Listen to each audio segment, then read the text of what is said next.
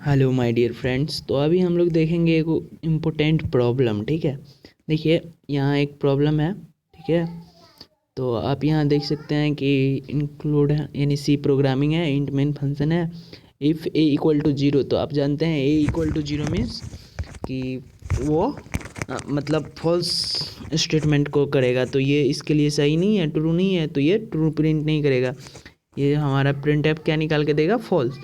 Confusion यहाँ नहीं है, इसके बाद चलते हैं हम सेकंड प्रोग्राम पे। तो यहाँ देखते हैं, जब हम कुछ ऐसा प्रोग्राम लिखते हैं तो हमारा आउटपुट आता है ट्रू। लेकिन वहीं जब हम ऐसा आउटपुट लिखते हैं, ऐसा प्रोग्राम लिखते हैं तो हमारा आता है ट्रू, और ऐसा भी लिखते हैं तो भी हमारा आउटपुट आता है ट्रू। तो चलिए इसके पीछे का लॉजिक समझते हैं। इसके पीछे का लॉजिक यही है कि जैसे ही सी प्रोग्रामिंग में एक डिजिट को इनिशिएट करने के बाद कॉमा के बाद दूसरा डिजिट देते हैं तो ये पहले वाले को भूल जाता है, ये पहले वाले को कंसीडर नहीं करता है।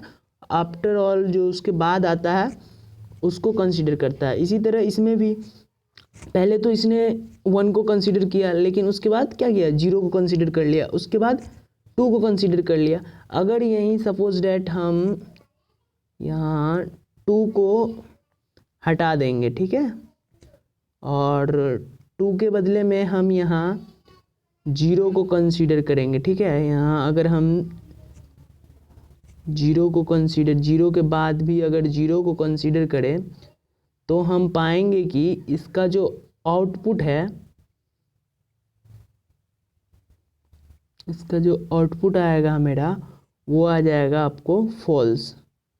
ठीक है, आउटपुट आ जाएगा क्या, फॉल्स।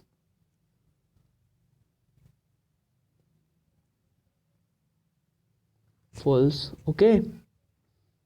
सो कहने का मेरा ओवरऑल मतलब यही था कि अगर किसी भी चीज़ को हम इनिशिएट करते हैं और एक एक करके वैल्यू लेते हैं तो जो अंतिम वैल्यू होता है कॉमा के बाद, ये कंडीशन उसे रिक्वायर्ड मानता है। ठीक है, तो आप यहाँ इसका भी इसी कारणवश ट्रू आंसर आता है, इसका भी इसी कारणवश फॉल्स आएगा, इसका उसी कारणवश ट्रू होगा और ये फॉल्स होगा। ठीक है, चलिए थैंक यू।